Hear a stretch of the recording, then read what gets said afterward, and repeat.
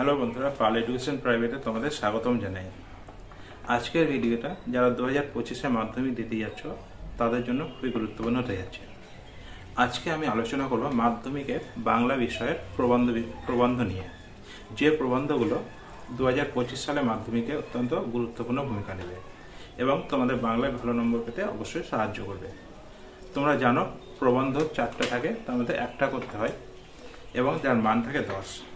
এবং তার মানে তোমাদের বাংলায় ভালো নম্বর পেতে গেলে কিন্তু এই প্রবন্ধটা অবশ্যই করতে হবে, ঠিক আছে? তো আমি কিছু প্রবন্ধ তোমাদের জন্য গুরুত্বপূর্ণ নিয়ে এসেছি, যেগুলো আমি তোমাদের দিয়ে দিচ্ছি। যদি তোমরা এই প্রবন্ধগুলো প্র্যাকটিস করো তাহলে কিন্তু অবশ্যই তোমরা মাধ্যমিক পরীক্ষায় কমন পেয়ে যেতে পারো। তো যারা 2025-এ মাধ্যমিক দিবে তারা অবশ্যই তোমরা এই খাতা কলম নিয়ে বসতে পারো এই রচনাগুলো লেখার জন্য। তো চলো শুরু করা যাক কী কী রচনা আছে তোমাদের জন্য। তো রচনাগুলো শুরু করার আগে তোমাদের কাছে ছোট্ট একটা অনুরোধ, যদি তোমরা এই চ্যানেলে প্রথম হয়ে থাকো চ্যানেলকে সাবস্ক্রাইব করে অল নোটিফিকেশন অন করে রাখো পরবর্তী ভিডিও সবার আগে আপডেট পাওয়ার জন্য। তো আর যদি ভিডিওটা ভালো লাগে তাহলে অবশ্যই তোমরা বন্ধুদের মধ্যে শেয়ার করো, যাতে বন্ধুরাও কিছু উপকৃত হতে পারে। তো চলো দেখা যাক কী কী রচনা আছে তোমাদের জন্য। তো চলো বন্ধুরা দেখে নেওয়া যায় আজকে কী কী রচনা আছে তোমাদের জন্য, ঠিক আছে? তো দেখো, মাধ্যমিক 2025 বাংলা প্রবন্ধ, ঠিক আছে?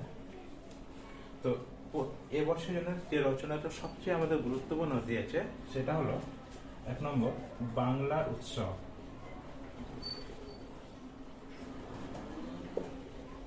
বাংলা উৎসব এই রচনাটা কিন্তু এই বছরের জন্য খুবই গুরুত্বপূর্ণ, ঠিক আছে? তোমরা খাতা পেন বের করে অবশ্যই রচনাগুলো নোট করে নাও। তো 2 নম্বর রচনা দেখো, বিজ্ঞান বিষয়ক বিভিন্ন রচনা থাকে, তো তার মধ্যে একটা রচনা হচ্ছে দেখো বিজ্ঞান ও কুসংস্কার। বিজ্ঞান ও কুসংস্কার এই রচনাটাও কিন্তু এই বছরের জন্য যথেষ্ট গুরুত্বপূর্ণ, ঠিক আছে? 3 নম্বর দেখো, 3 নম্বর রচনা হচ্ছে চরিত্র গঠনে খেলাধুলার ভূমিকা। এই রচনাটা কিন্তু সমান গুরুত্বপূর্ণ এই বছরের জন্য, ঠিক আছে? তো তোমরা জানো যে আত্মকথা বিষয়ে কিন্তু বিভিন্ন প্রত্যেক বছর একটা রচনা দেওয়া থাকে। যেমন 2024-এ ধরো একটি কলমের আত্মকথা দিয়েছিল, ঠিক আছে? তো এই আত্মকথা বিষয়ক আমি 3টে রচনা দিয়েছি, যেগুলো এবছরের জন্য অন্তত গুরুত্বপূর্ণ হতে পারে, ঠিক আছে? তো দেখো 4 নম্বর আমি দিয়েছি, দেখো একটি বইয়ের আত্মকথা।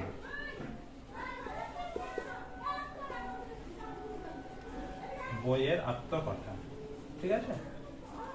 তো তোমরা অবশ্যই খাতায় এই রচনাগুলো নোট করে নাও, ঠিক আছে? তো এবার দেখো 5 নম্বর রচনা। 5 নম্বর রচনা আত্মকথা বিষয়ে, তো আমি দিয়েছি দেখো একটি নদীর আত্মকথা। একটি নদীর আত্মকথা,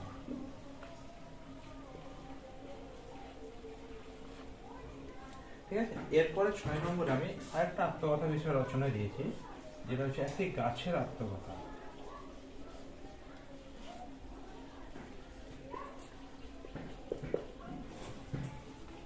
এই রচনাটাও কিন্তু সমানভাবে গুরুত্বপূর্ণ। তো আত্মকথা বিষয়ে এসব রচনা আছে। এরপর আমরা আবার বিজ্ঞান বিষয়ে একটা রচনা দেব, সেটা হচ্ছে দেখো বিজ্ঞান ও বিজ্ঞান মনস্কতা।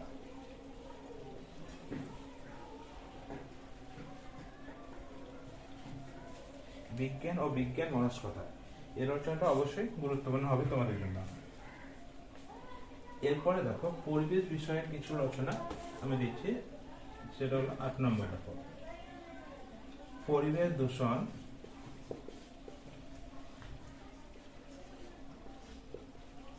ও তার প্রতিকার, ঠিক আছে? এই রচনা তোমরা অবশ্যই করে রাখবে, অবশ্যই গুরুত্বপূর্ণ রচনা। এরপরে দেখো বিজ্ঞান বিষয়ে আরেকটা রচনা দিচ্ছি আমি, দেখো 9 নম্বর। দৈনন্দিন জীবনে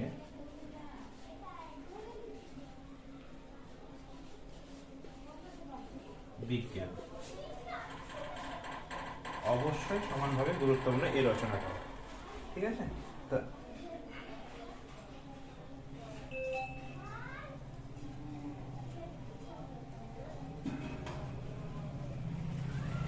আরেকটা রচনা আমার দেওয়া আছে, দেখো। তো সেই রচনাটা একটু ভালো করে লক্ষ্য করো। 10 নম্বর এবং আজকে শেষ রচনা, এবং এই 10টা রচনার মধ্যে তোমরা অবশ্যই কিন্তু কমন পেয়ে যাবে। তো তোমরা অবশ্যই রচনাগুলো প্র্যাকটিস করবে। তো 10 নম্বর রচনা হচ্ছে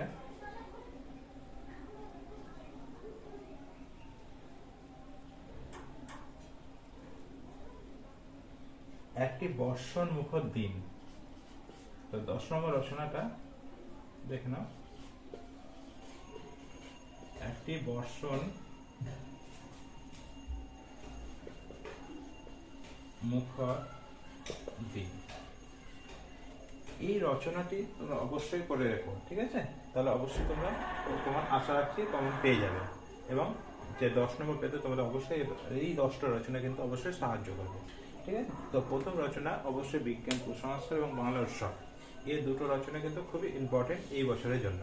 তো অবশ্যই তোমরা এই রচনাগুলো মুখস্থ করে নিবে। ঠিক আছে, আর যদি কোনো রচনা পেতে তোমাদের অসুবিধা হয় তাহলে অবশ্যই কমেন্ট বক্সে কমেন্ট করো, আমি রচনার উত্তরগুলো দিয়ে দেবো। ঠিক আছে, তো আজকের ভিডিও যদি ভালো লাগে অবশ্যই ভিডিওটা শেয়ার করে দিও এবং চ্যানেলটি নতুন হলে সাবস্ক্রাইব করে দিও।